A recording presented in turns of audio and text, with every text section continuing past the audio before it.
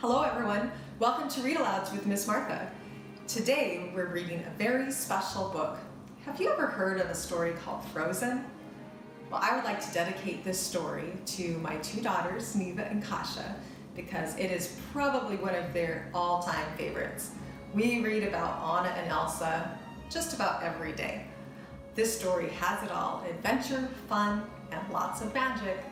So please follow along as we read Frozen, adapted by Marsoli. Frozen.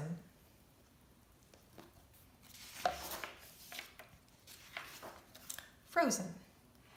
Adapted by Marsoli, illustrated by the Disney Storybook art team.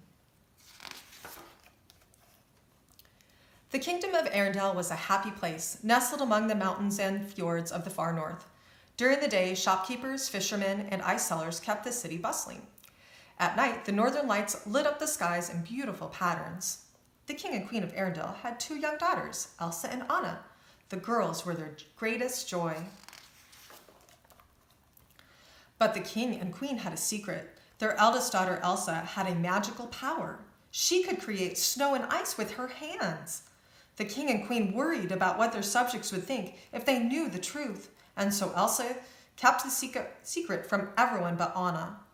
Anna adored her big sister. One night, she convinced Elsa to turn the great hall into a winter wonderland. Elsa filled the room with ice slides. Anna soared through the air from slide to slide. "Catch me," she shouted, giggling happily. But Elsa was not fast enough. Instead of creating a new slide for her sister to land on, she accidentally blasted Anna with her icy magic. The little girl fell to the ground, unconscious. A white streak appeared in her hair. Frightened, Elsa called out for help. The king and queen rushed the girls to the Valley of the Living Rock, where the trolls lived. The trolls were mysterious healers who knew about magic. "You are lucky it wasn't her heart," a wise old troll named Grandpappy said. "The heart is not so easily changed, but the head can be persuaded." The troll carefully removed all memories of Elsa's magic from Anna's head. "Don't worry," he said. "I'll leave the fun." Grandpappy turned to Elsa. "There is beauty in your magic," he told her, "but also great danger. You must learn to control it. Fear will be her enemy." The king and queen knew they needed to protect their daughter. When they returned to Arendelle, they locked the city gates to keep people away. No one could discover Elsa's secret. Anna played alone, while Elsa worked to control her powers. But the magic was not so easy to control. It spilled out anytime Elsa felt a strong emotion. The king gave her gloves to hold it back, but Elsa was afraid she might hurt someone by accident. She even avoided Anna to keep her little sister safe. Anna missed her sister. She often asked Elsa to play, but Elsa always told her to go away. Then, when the girls were teenagers, the king and queen were lost in a storm at sea. The sisters felt more alone and apart than ever. Elsa stayed inside the castle, where she could hide her magic, but she knew that the day was coming when she would have to open the castle gates. She would become queen, and when she became of age, and the people of Arendelle would be invited to her coronation. Finally, the day arrived. People streamed into Arendelle. Anna was thrilled at the chance to meet new people, and maybe even fall in love. But Elsa was worried about being the center of attention. What if her powers accidentally came out? Anna slipped outside and strolled around the kingdom. A handsome visitor, Prince Hans of the Southern Isles, accidentally bumped into her on his horse. Hans and Anna were instantly smitten with each other. At the coronation, Elsa had to remove her gloves to hold the royal orb and scepter. She desperately hoped she could make it through the ceremony without freezing them. Anna stood by Elsa's side, sneaking glances at Hans. At the coronation ball, Hans and Anna spent the whole evening laughing, dancing, and talking. It was love at first sight, so they got engaged. Elsa was shocked. "You can't marry a man you just met," she scoffed.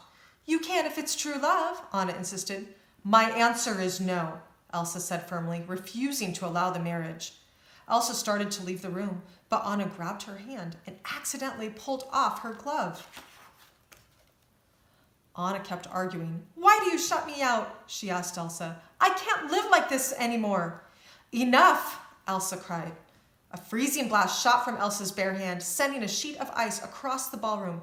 Everyone stared in disbelief. Elsa fled the castle, terrified that she might hurt someone. "Stay away from me," she warned the townspeople. Everything Elsa touched turned to ice as she ran. Even the fjord froze as she stepped onto the water. All the ships became trapped in the ice. The people of Arendelle panicked as the ice spread through the kingdom. Anna knew she had to do something. Leaving Hans in charge, she set out to find Elsa and bring her back to thaw out the kingdom.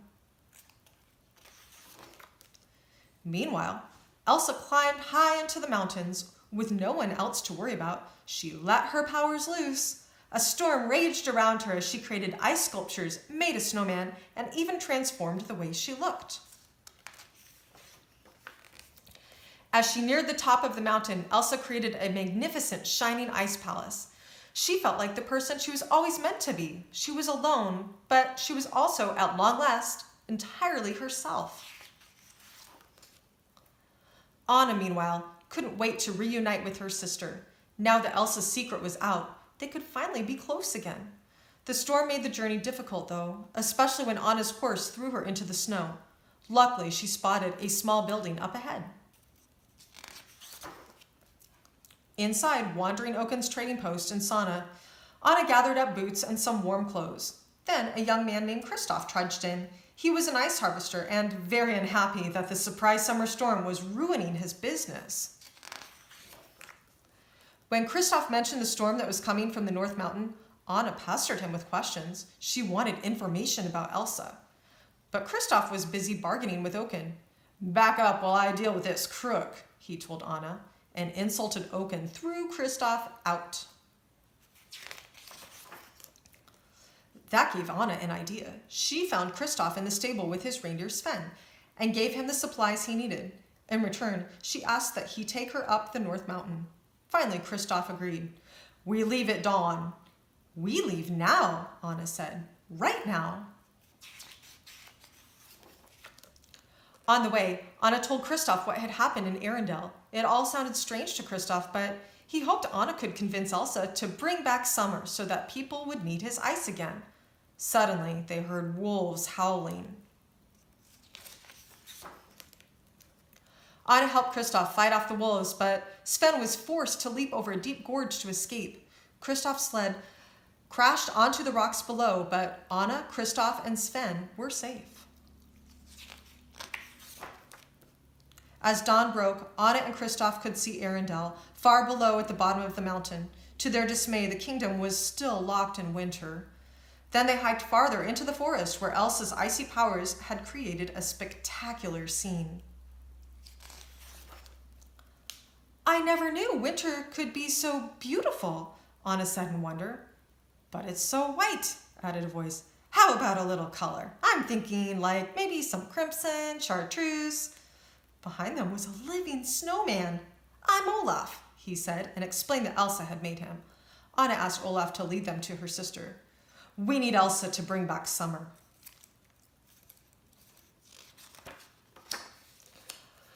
"I've always loved the idea of summer," said Olaf, smiling. "My snow up against the burning sand, getting gorgeously tan."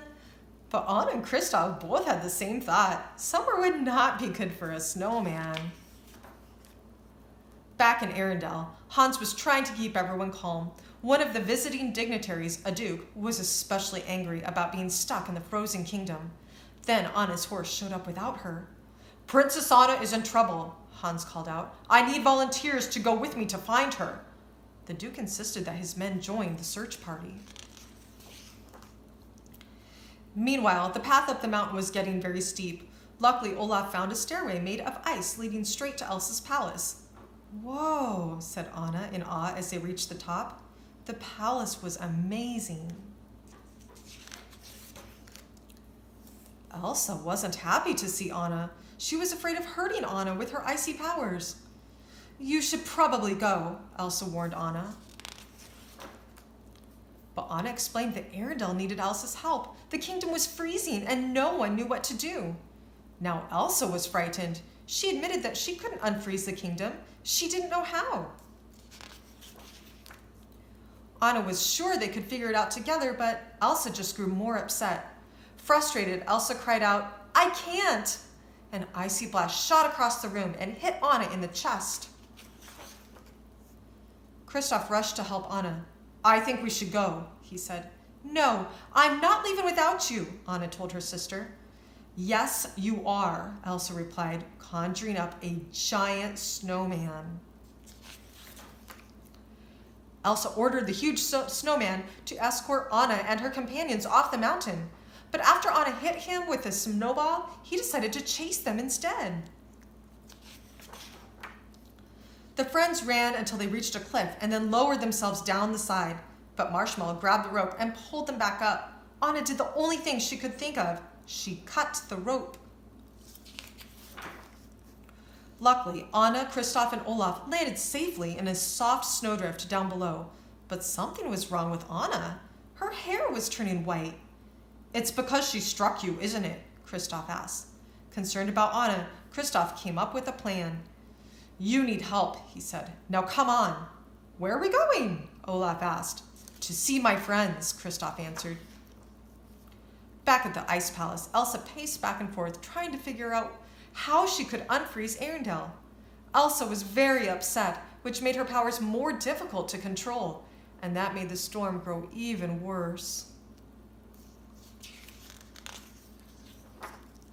Night fell as Kristoff led Anna, Olaf, and Sven into a remote and rocky valley. Kristoff said that his friends lived there. Suddenly, Anna thought she saw some of the rocks move. "Trolls!" she exclaimed.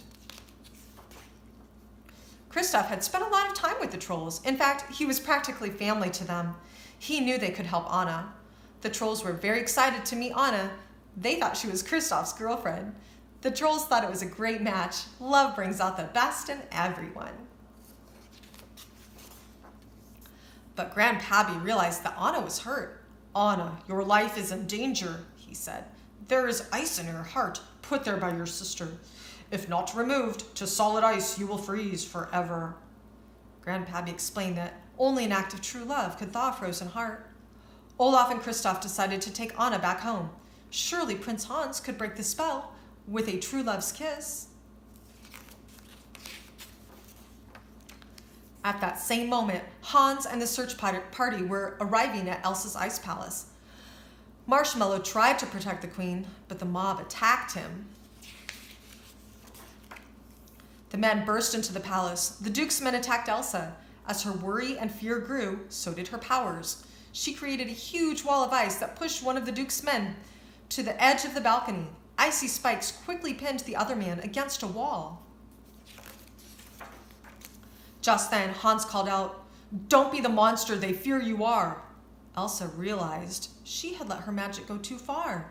She let her hands drop. The men were safe. Suddenly, one of the men aimed a crossbow at Elsa.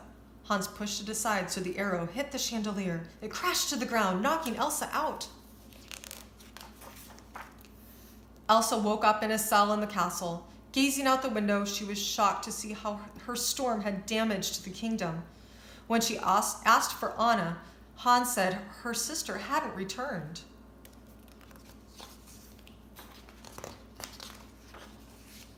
Outside, Anna, Kristoff, and Olaf were hurrying down the mountain. Kristoff was worried. It was clear that Anna was getting weaker. At the castle gates, he passed her to the royal servants.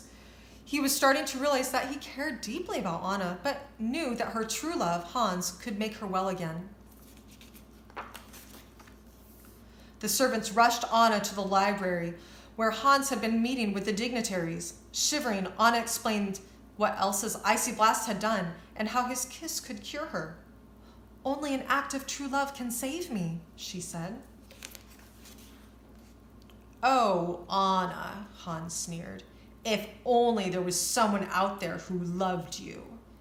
As he doused the fire, Hans explained that he had pretended to love Anna in order to take over Arendelle.